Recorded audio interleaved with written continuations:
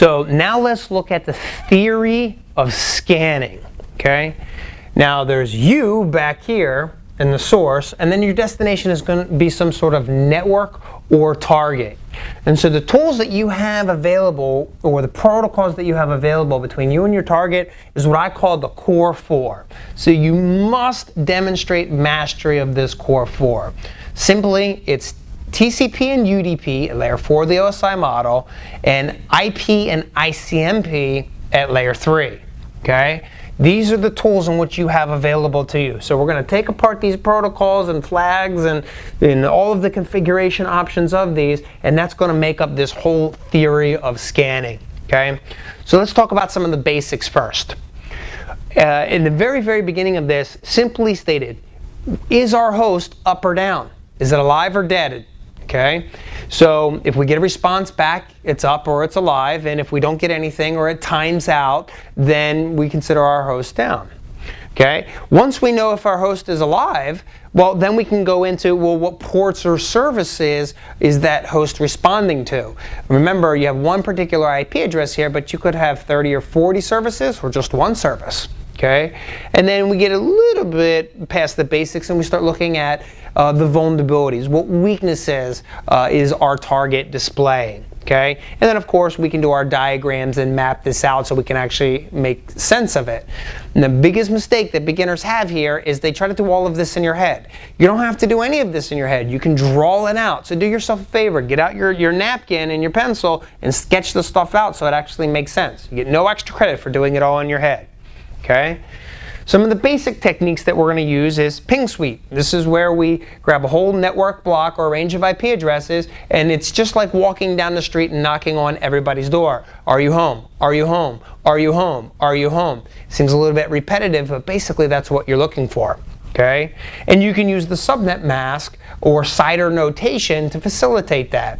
Now you kind of have to back up here and go to the basic theory of TCP/IP. In TCP/IP version 4, we actually use subnet masks. That'll go away in version 6. And then it's mastery of the TCP protocol. And there's a little clue here that I've always taught, which is SRAFA, which is SYN, reset, acknowledge, FIN, urgent, and push. These are the different flags. Depending on which flag you set with the TCP protocol, that can generate a different response from your target. Also remember, UDP does not have any flags. So while TCP does, UDP doesn't. Okay, so if we kind of stop right there and zoom back up in here, layer 4, TCP and UDP, TCP has flags, UDP does not. And then the other flip side of that is ICMP or IP. This is where we do our ping sweeps. So it's one, knowing what tool or technique you're using. It's another thing to know what protocol is in play. So don't forget those. Keep those on the forefront of your mind when you're going through this. Okay. Also, we're going to dissect the TCP three-way handshake. You have to be a master at TCP. And ethical hackers or penetration testers or anybody that's involved in, realistically, this type of analysis, they must be a master at TCP/IP and understanding that three-way handshake. I often joke that the people that know this stuff as well as we do are firewall engineers and intrusion detection engineers because they spend the most time doing packet analysis. And other things that are helpful at this point are banner grabbing, because that can be very revealing about our host or our targets. Okay, so let's back up here. Remember, we're the source. We got to go after a network or a target. And the typical tools that we have to our advantage, or at least if you go among the most popular tools, you're probably going to spend your time with HPing 2 or 3 or the Nmap tool. And in the advanced modules, we'll start looking at how we can use databases to import the Nmap scans and the Metasploit and things like that. But at the basics, you just have to learn how to use the tool and all the configuration options of these tools. Nmap is an extremely, extremely powerful network mapper, and spend your time mastering that. Some of the techniques that we'll talk about are full open, or basically full connect scans.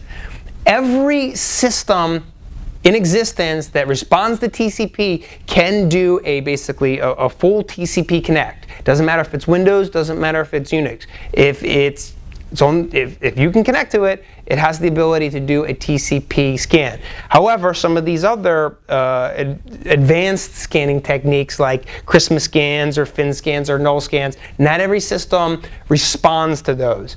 But every system should respond to a full open scan or a stealth half open scan. The biggest difference is in a full open scan, you're actually completing your TCP three-way handshake. In a stealth or half open scan, you're basically not completing it. You're just basically seeing if you get the response back from your target. Some of the more advanced techniques would be Christmas scans or acknowledgement scans. Acknowledgement scans are great if you want to determine if there's a stateful firewall between you and your target. So if we back up here and you got you and your target, is there a firewall and intrusion detection system here that's filtering out your traffic? Acknowledgement scans respond very, very, very well to that. Otherwise, finish scans. This is an advanced technique scan that is really starting the conversation with, I'm done talking with you. I'm finished, which is pretty abnormal to start a conversation with, I'm finished. But believe it or not, some systems actually respond well to that technique. Null scans, no TCP flags are set. Idle scans or zombie scans, this is definitely an advanced technique because it allows you to find information about your target without ever touching it. ICMP echo scans, also called list scans. It's a list scan because you can incorporate DNS results in addition to just getting ICMP back. And then UDP scans, but remember UDP doesn't have flags. Okay, so those are some of the techniques. We started off with the basics, looking for hosts, ports, and vulnerabilities. But realistically, when we get into the advanced techniques or the advanced concepts, this is where we start doing intrusion detection and evading while we're doing our scanning, and we can use that. We can use fragmentation to help throw off the intrusion detection signatures. Also, tool efficiency. Being able to write out command line options so that your technique does exactly what you want to do and captures your results in the most effective and efficient means. Using proxies to basically hide us as the source, so that way our target doesn't know who we are. Also camouflaging, tunneling, or encapsulating our traffic. And common examples of that would be like HTTP tunneling or ICMP tunneling, or even encrypting it while we're tunneling using something like SSH. Also using the concept of being anonymous, whether it be through a public website or an anonymizing tool, or spoofing our source addresses. So these are some of the advanced scanning techniques, if you will. Otherwise, between you and your target, there's really not much that someone can do to stop us from doing this. Pretty much anybody can use these techniques, all right? Unless they start filtering access and using access control lists to limit what they're going to allow you, the attacker, to see, you can pretty much scan all day long. Unless they're hiding, encrypting, or protecting the privacy of their content, if they don't do it, well, then the information is going to be disclosed to you.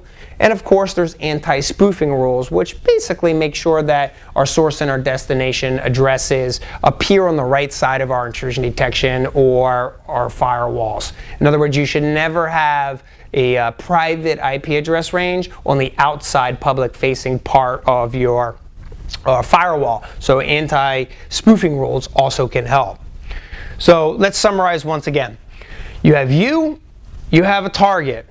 You're going to use the core 4, TCP, UDP, ICMP, and IP, either version 4 or version 6.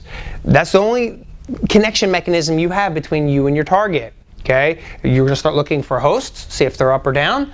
If so, what ports and services are they using?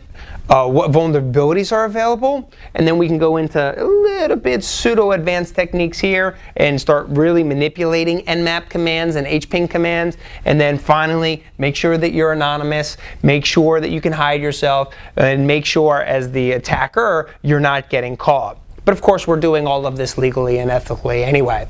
So that wraps up the theory of scanning in penetration testing.